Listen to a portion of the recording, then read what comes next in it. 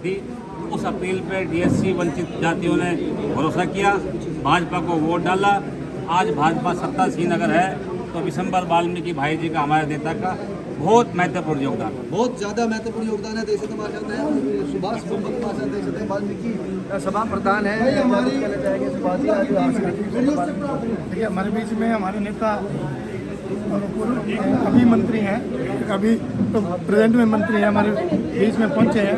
उनका करनाल की पावन धरा पर पहुंचने पर हार्दिक अभिनंदन, हार्दिक स्वागत है। वाल्मीकि भवन भगवान वाल्मीकि जन कल्याण संघ की तरफ से, डीएससी समाज की तरफ से, वाल्मीकि समाज की तरफ से इनका यहाँ करनाल की पावन धरा पर पहुंचने पर हार्दिक अभिनंदन, हार्दिक स्वागत है। और जो बीजेपी पार्टी ने डीएससी समाज से वादा किया था, उसको निभाने का समय आ चुका है, क्योंकि सीएम साहब ने जो इंद्री के अंदर घोषणा की थी कि हम वर्गीकरण में से वर्गीकरण का जो डीएससी समाज का हक है उसे देने का काम करेंगे, और वो समय अब आ चुका है।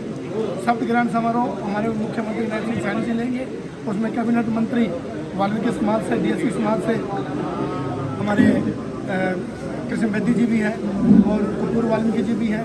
समाज का ऊपर नेतृत्व करने का समय टाइम मिलेगा। आप मानते हैं जैसे कि भाजपा सरकार की सरकार चुनी जा रही है, अभी वाल्मीकि जी ने कहा, वाल्मीकि जी हैं जो राज्य मंत्री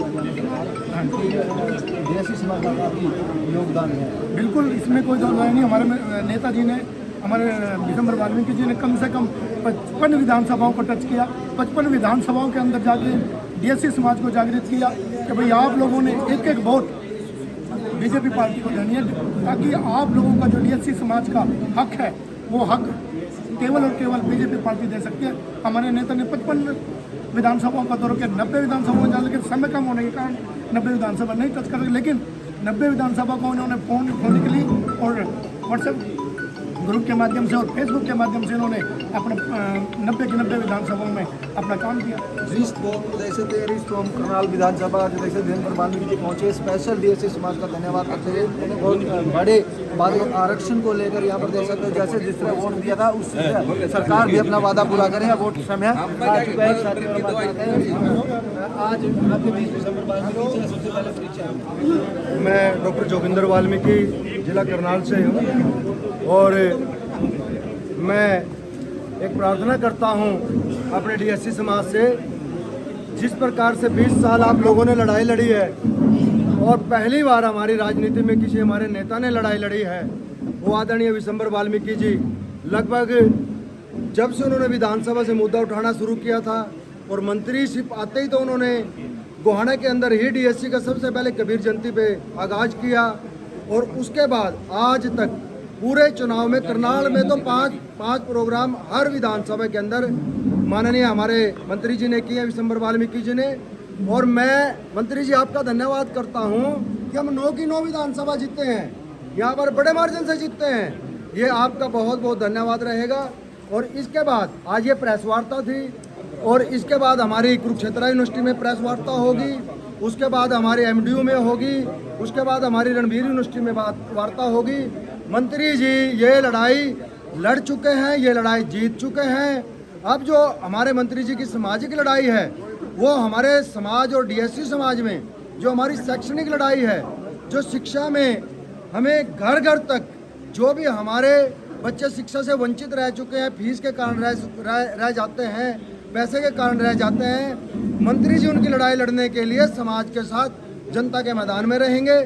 और मैं केंद्र सरकार से भी प्रार्थना करता हूं, मैं हरियाणा सरकार से भी प्रार्थना करता हूं, राज्यसभा की सीट खाली हो चुकी है, और मंत्री जी पूरा वाल्मीकि समाज और पूरा डीएससी समाज हमारी केंद्र की सरकार से और हरियाणा सरकार से प्रार्थना भविष्य में के लिए करता है कि मंत्री जी को हमारे आज तक हरियाणा में हर समाज से राज्यसभा में जा चुका है, लेकिन वाल्मीकि समाज से राज्यसभा में नहीं गए हैं। हमारे मंत्री जी का अगला प्रोटोकॉल राज्यसभा का बनता है, और पूरा वाल्मीकि समाज, पूरा डीएससी समाज विशंबर जी के नेतृत्व में काम करेगा।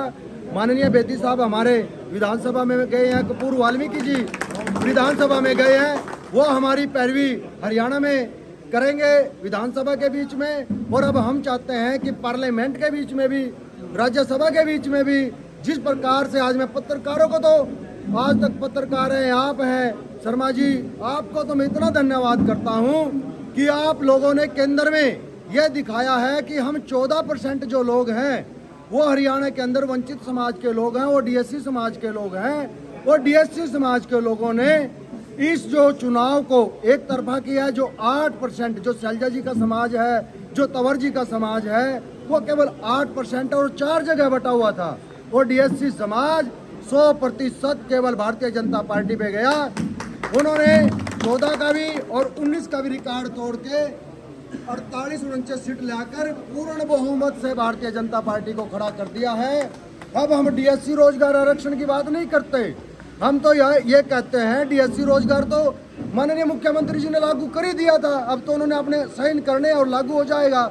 लेकिन जो पोस्टें 10-12 हज़ार पोस्टें पाइपलाइन में अटकी हुई हैं, जिनके टेस्ट हो चुके हैं, उनको रीएड करे। अगर उनका किसी प्रकार का रिजल्ट आ रहा है तो सरकार के पास पूरे आंकड़े हैं, वो डीएससी के अनुसार उनका रिजल्ट दे और डीएससी के अनुसार ही उनका परिणाम घोषित करे, और ताकि हमारे बच्चों का मनोबल बढ़े। हमारे बच्चे भारतीय जनता पार्टी के साथ जैसे आज खड़े हैं, हम ये वादा करते हैं हमारे आने वाली पीढ़ियाँ कई प्लान तक भारतीय जनता पार्टी को ऐसे ही सत्ता में रखेगी। धन्यवाद शर्मा जी।